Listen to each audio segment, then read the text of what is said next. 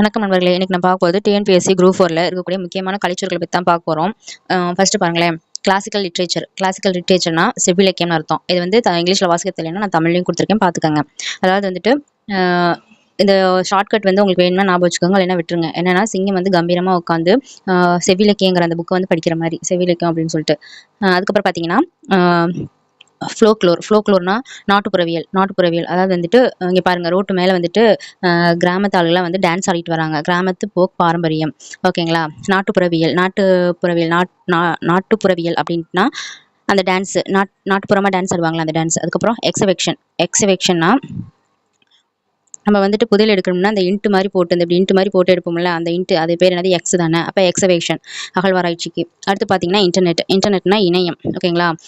இணையம்னு வந்துட்டு உலகத்தில் இருக்க எல்லா பேத்தையும் இணைக்கிறதா வந்துட்டு இணையம். அப்போ இன்டர்நெட்னா இணையம். இது ஈஸியாக நீங்கள் ஞாபகம் வச்சுக்குவீங்க.